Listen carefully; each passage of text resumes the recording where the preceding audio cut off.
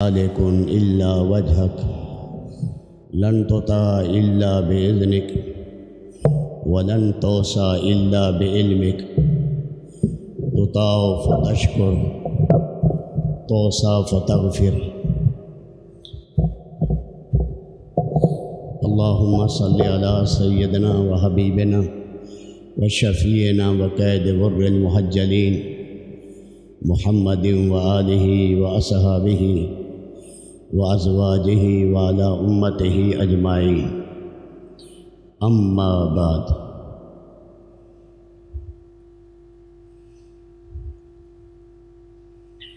رسول اللہ صلی اللہ علیہ وسلم کے پیارے اور چہیتے نواسوں کا تذکر چل رہا تھا۔ سیدنا حسن رضی اللہ تعالیٰ عنہ کے بارے میں چند اہم باتیں پچھلے جمعے عرض کی تھی۔ سیدنا حسین رضی اللہ تعالیٰ عنہ اپنے بھائی سے 1 سال چھوٹے تھے۔ شعبان 5 شعبان کو 4 ہجری میں پیدا ہوئے۔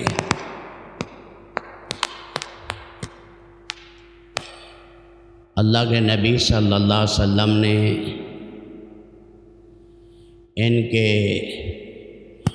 دہنے کان میں آذان اور بائیں کان میں تکبیر کہی، اور آپ نے اپنی لعاب مبارک اس کے منہ میں ڈالی۔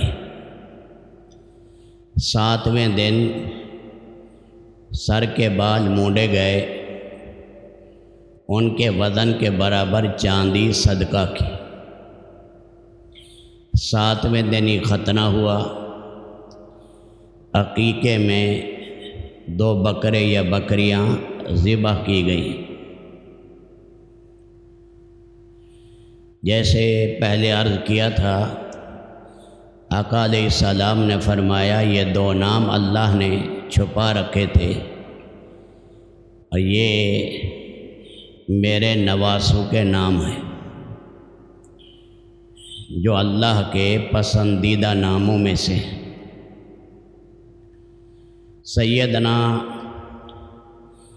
حسن رسول پاک علیہ السلام کے بالائی حصے کی مشابہت رکھتے تھے، اور سیدنا حسین رضی اللہ تعالیٰ عنہ نصف سافل نچلا حصہ پاؤں تک رسول پاک علیہ السلام کے مشابہ تھے۔ اللہ تعالیٰ نے دونوں حضرات کو حسن عطا کیا تھا، اور چہرہ انور کھلا تھا،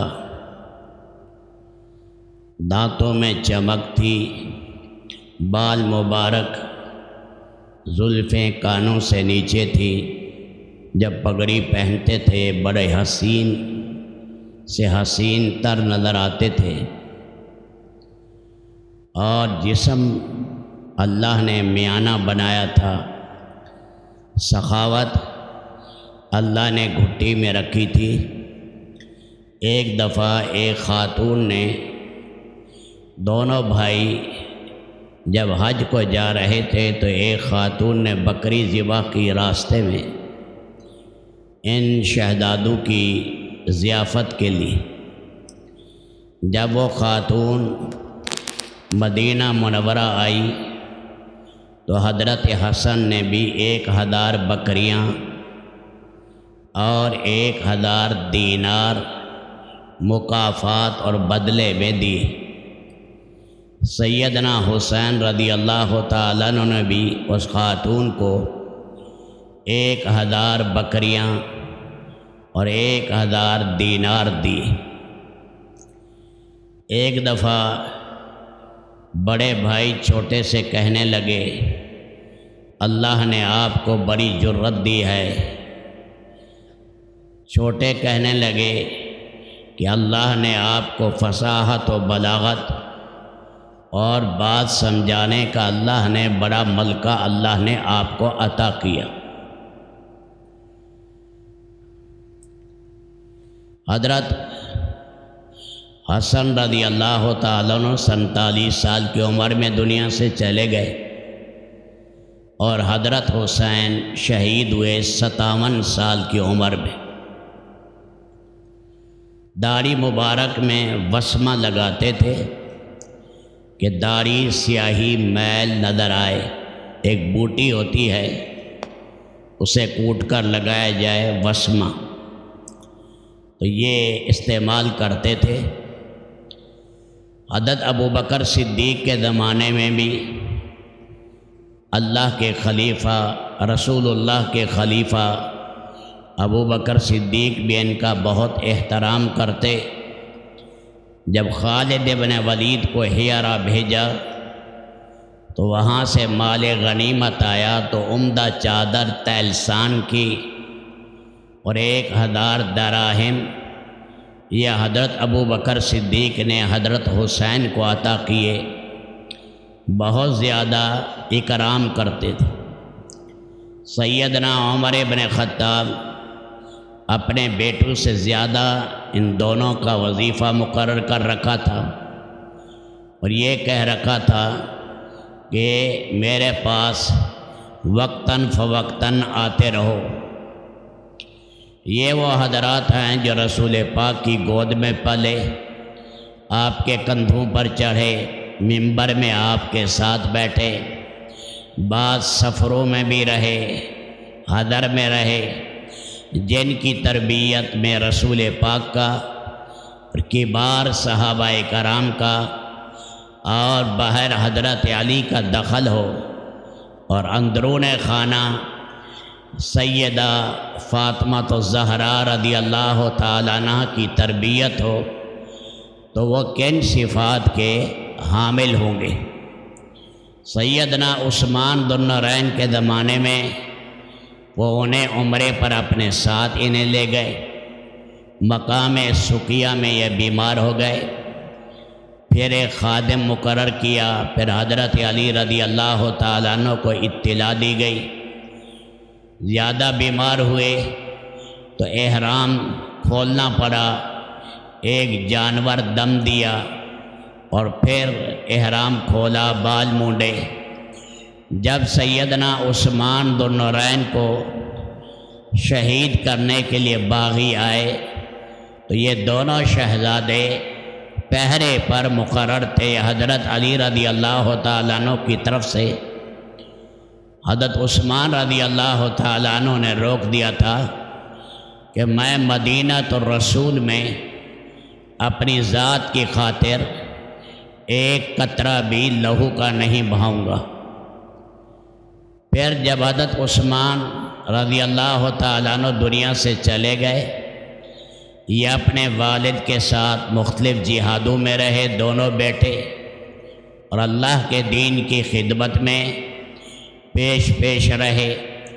حضرت علی رضی اللہ تعالیٰ عنہ بہت سے امور میں ان سے مشورہ بھی کرتے تھے، کیونکہ خلافت جب حضرت علی رضی اللہ تعالیٰ عنہ کی آئی تو مدینہ چھوڑ کر آپ کوفہ آ گئے تھے اور یہاں کوفہ ہی رہے۔ کوفہ میں حضرت علی رضی اللہ تعالیٰ عنہ شہید ہوئے اور یہیں پر حضرت حسن نے ان کا نماز جنازہ اپنے ابے کا پڑھایا، تو یہ والد صاحب کے ساتھ شانہ بشانہ رہے۔ ازواج مطہرات کے پاس ان کا آنا جانا تھا اور پردے میں سوالات کرتے۔ حضرت عائشہ رضی اللہ تعالی عنہ کا بڑا احترام تھا۔ پھر سیدنا علی رضی اللہ تعالی عنہ کے بعد لوگوں نے بیعت کی حضرت حسن کے ہاتھ پر، 6 مہینے رہی۔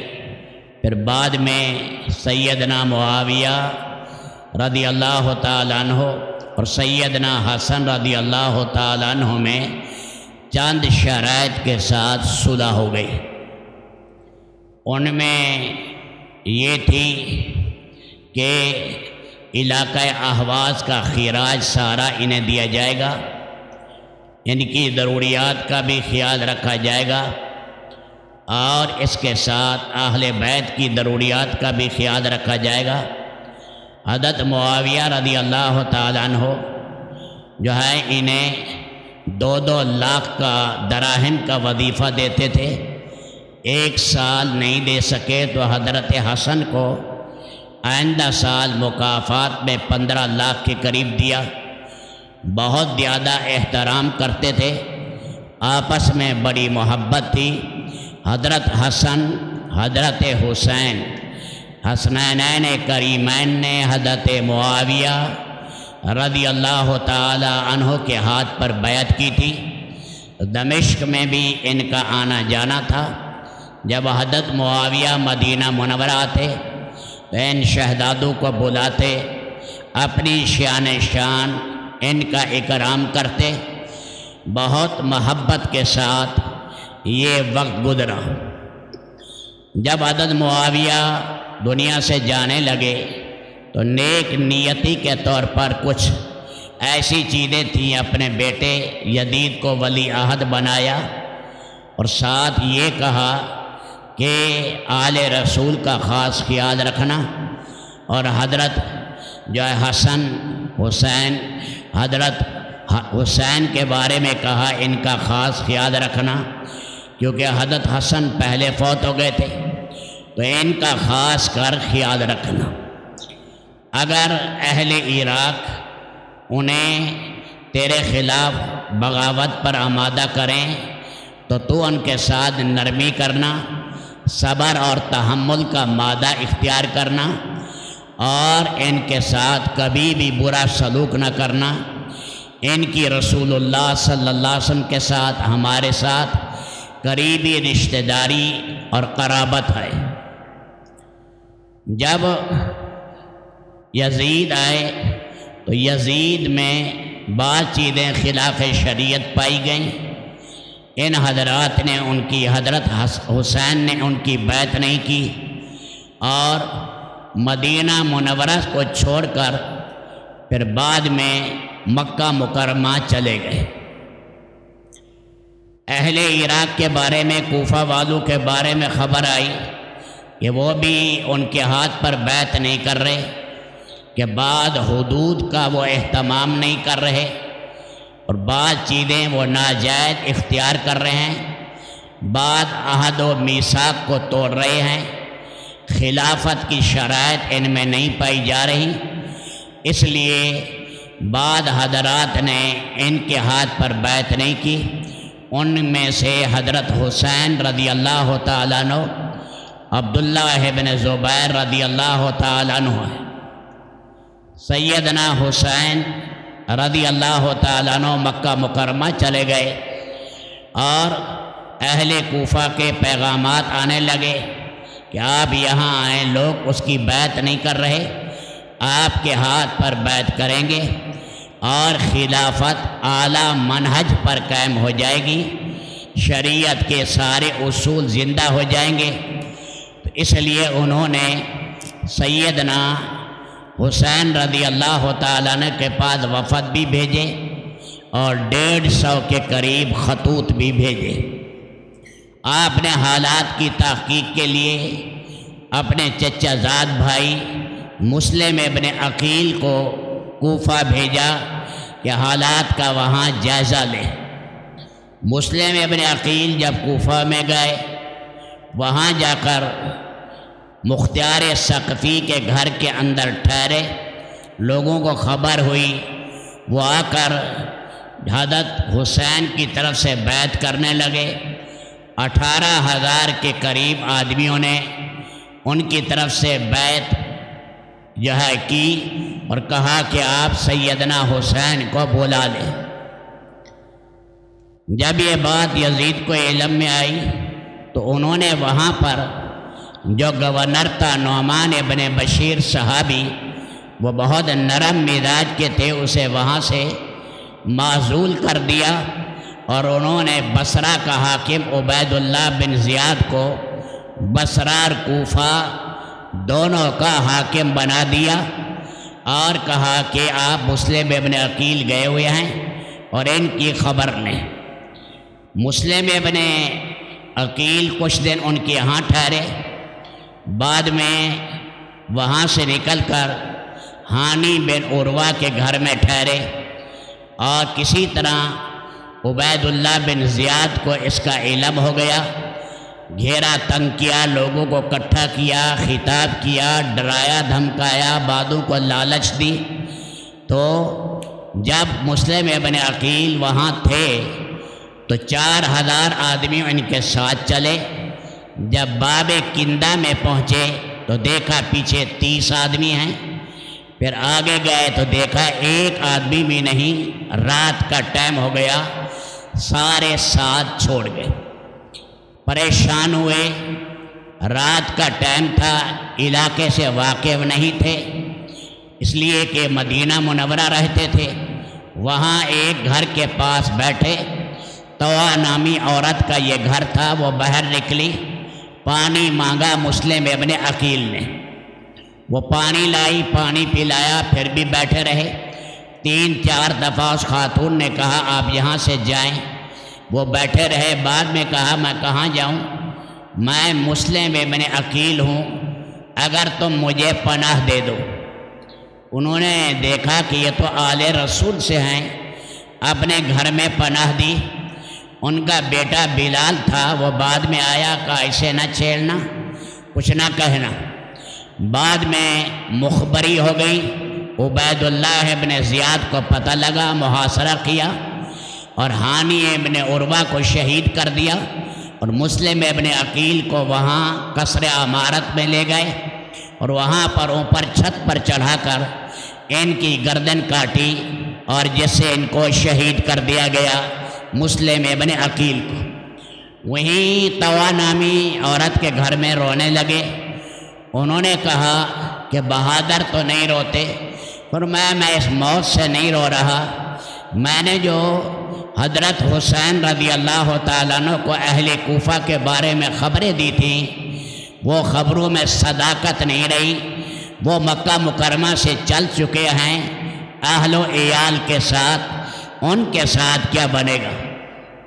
جب وہ مکہ مکرمہ سے چلے، عبداللہ ابن عمر رضی اللہ تعالیٰ عنہ بھی آئے، اور اس سبط رسول پاک کے نواسا ریحانۃ النبی رسول پاک علیہ السلام کے پھول کو سمجھاتے رہے کہ آپ کوفہ نہ جائیں۔ اہل کوفہ نے آپ کے باپ کے ساتھ وفا نہیں کی، آپ سے کیسے وفا کریں گے؟ پھر ابو سعید خدری بھی یہی کہتے رہے۔ اس کے ساتھ حضرت عبداللہ ابن عباس نے خاصا کہا، انہوں نے کہا وہاں سے خطوط آئے ہیں، وہ لوگ تیار ہیں، میرے چچا زاد بھائی مجھے بلا رہے ہیں، عبداللہ ابن زبیر کی رائے بھی ہے آپ چلے جائیں۔ انہوں نے کہا اگر جانا ہے تو خواتین کو نہ لے جائیں، لیکن ایک اصرار تھا اور ایک طرف تھی عادت حسین میں، وہاں سے وہ چل پڑے۔ چلے، خبر یہ پہنچ گئی، اور عبید اللہ ابن زیاد کو اس کی خبر ہوئی، اس نے اپنے دستے آگے بھیجے۔ مقام قادسیہ کے قریب ایک جگہ ہے نینوا کے قریب، انہیں وہاں پر روکا گیا۔ اتنے میں جو ہے حضرت حسین رضی اللہ تعالیٰ عنہ ان کے رفقا قریب آئے، حالات کا وہاں انہیں پتہ لگا۔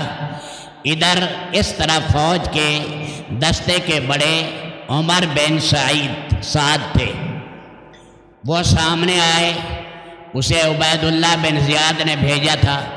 تو اس پر حضرت حسین رضی اللہ تعالیٰ عنہ نے کہا میری 3 شرطیں ہیں۔ مجھے حالات کا علم نہیں تھا کہ میرے بھائی کے ساتھ ایسے دھوکہ کیا گیا ہے، مسلم ابن عقیل کے ساتھ۔ اب یہ 3 باتیں عبید اللہ بن زیاد کو پہنچا دو، یا تو میں حرمین شریفین واپس جاتا ہوں، مکہ یا مدینہ، یا مجھے دمشق جانے دو، میں براہ راست یزید سے کچھ باتیں طے کروں گا۔ تیسری یہ ہے کہ مجھے طرطوس کے مقام پر جہاد کے لیے جانے دو، تاکہ میری زندگی بقیہ جہاد کے اندر گزرے۔ عمر ابن سعید نے خط لکھا عبید اللہ ابن زیاد کو کہ سیدنا حسین کا نرم گوشہ ہے، آل رسول کا خون نہ بہایا جائے، نرمی سے معاملہ افہام تفہیم سے طے ہو جائے گا، اور یہ ساری باتیں لکھ کر بھیجیں۔ اس پر وہ پہلے کوئی ٹھنڈے پڑ گئے، لیکن شمر بن ذل جوشن یہ اکھڑا ہوا تھا، آل رسول کا دشمن تھا، اس نے ابھارا اور انہیں تیار کیا کہ نہیں، انہوں نے جرت کیسے کی ہے، یہ آپ کے خلاف بغاوت ہے۔ ایسے ویسے سخت قسم کے الفاظ کے ساتھ انہیں ابھارا کہ اس میدان سے انہیں باہر نہ جانے دیا جائے۔ آخر کار سیدنا حسین رضی اللہ تعالیٰ عنہ ان کے رفقا کا وہاں محاصرہ کر دیا گیا۔ اس جگہ پر کوئی بات چیت بھی چلتی رہی، اور حضرت حسین رضی اللہ تعالیٰ عنہ کے عجیب و غریب خطبات بھی ہیں۔ انہوں نے ایک خطبے میں یہ کہا کہ اللہ کے نبی نے فرمایا بادشاہ آئیں گے، حلال کو حرام، حرام کو حلال بنائیں گے، عہد و پیمان کو توڑیں گے، ظلم پر تیار ہوں گے، تم ان کا ساتھ نہ دینا، اگر تم نے ان کا ساتھ دیا تو تم بھی انہیں میں شمار ہوگے، اس لیے میرا یہ وہاں سے خروج ہوا ہے۔ تو وہاں اپنے اہل بیت کو بھی تلقین کرتے رہے، سمجھاتے رہے۔ اور بن یزید بھی، یہ بھی عبید اللہ بن زیاد کی طرف سے 1000 فوج لے کر وہاں پہنچ گیا، اور عمر ابن سعد بھی 4000 کی فوج لے کر وہاں پہنچ گیا۔ اس میدان میں گفت و شنید رہی، سمجھانے بجھانے کا حضرت حسین نے حق ادا کیا، اور عجیب و غریب ان کے خطبات ہیں وہاں پر، لیکن اس کے باوجود ان میں شمر ذل جوشن یہ اڑ گیا اور کہنے لگا نہیں، ہر صورت میں آپ یا جائے عبید اللہ بن زیاد کے ہاتھ پر بیعت کریں، تابع ہو جائے۔ انہوں نے کہا میں فاسق اور فاجر کے ہاتھ پر بیعت قطع نہیں کر سکتا، میں جان دے دوں گا، لیکن فاسق اور فاجر آدمی کے ہاتھ پر بیعت کرنے کے لیے میں تیار نہیں۔ اس کے بعد تقریباً 9 جو تھی محرم تھی، اور اسی میں بیٹھے تھے خیمے کے سامنے، اور نیند آئی۔ نیند میں رسول اللہ صلی اللہ علیہ وسلم کی خواب میں زیارت ہوئی، زور سے چیخ نکلی۔ آپ کی ہمشیرہ حضرت زینب آگے بڑھی، کیا بات ہے کہ اللہ کے نبی نے مجھے کہا ہے کہ کل تم نے ہمارے پاس آنا ہے۔ اس سے صاف یہ بات نکلتی ہے کہ میرے لیے اللہ نے شہادت طے کر دی ہے، اب پیچھے ہٹنا یہ صحیح نہیں ہے، اور آگے میں فاسق فاجر کے ہاتھ پر بیعت کرنے کے لیے میں تیار نہیں۔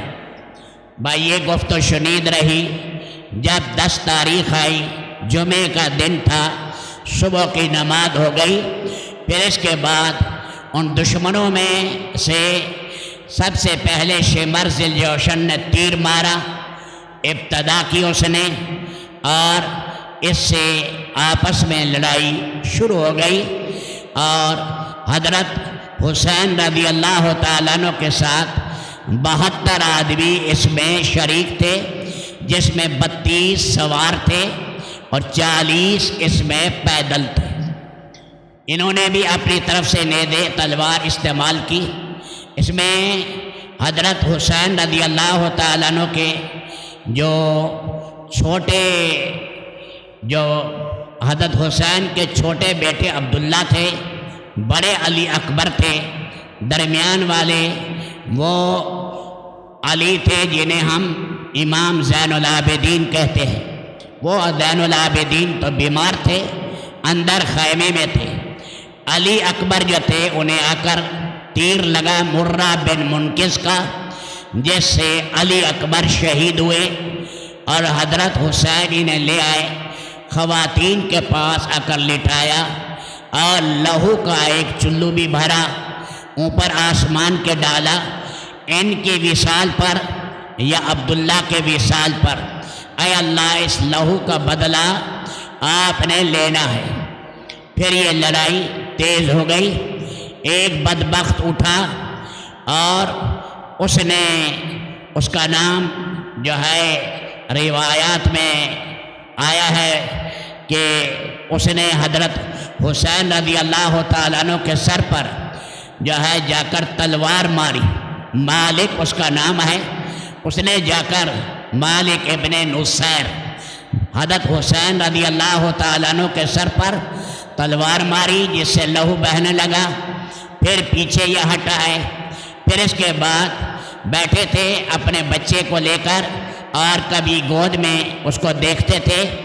اتنے میں ایک شخص ابن موقد ہے، انہوں نے تیر مارا، جس سے آپ کا بیٹا عبداللہ بھی شہید ہوا. آگے آپ کا بھائی عباس یہ بھی شہید ہو گئے. قاسم ابن حسن یہ بھی شہید ہو گئے. اسی طرح اور حضرات بھی اللہ کو پیارے ہوتے گئے. اور حضرت حسین اس میدان کے اندر بڑی قوت کے ساتھ لڑتے رہے. جتنا مجمع آتا پیچھے ہٹ جاتا، اور ہر ایک اس سے ڈر رہا تھا کہ کہیں ہم نے اگر انہیں شہید کیا تو نہ جانے کیا آفت نہ آ جائے. اس لیے بعد میں شمر جو حر بن قیس تھا وہ تو سیدھا چلا گیا، حضرت حسین کے ہاتھ پر بیعت کی اور ان میں جا کر شامل ہو گیا. اور اللہ نے اس کی قسمت میں سعادت لکھی تھی، وہ اسی میں شہید ہو گئے. شمر بدبخت نے 10 آدمی لیے اور پھر یک لخت ان پر حملہ کیا. حضرت حسین نے کہا ہمیں وقت دیا جائے، ہم نماز پڑھنا چاہتے ہیں. آپ نے صلاۃ خوف پڑھی گھوڑے کے اوپر اس وقت میں، اور پھر اس کے بعد جو ہے سامنے دشمن کے گئے مقابلہ ہوا. اس میں ایک بدبخت آگے بڑھا اور اسی طرح 10 آدمیوں نے یک بارگی حملہ کیا. آپ شہید ہوئے.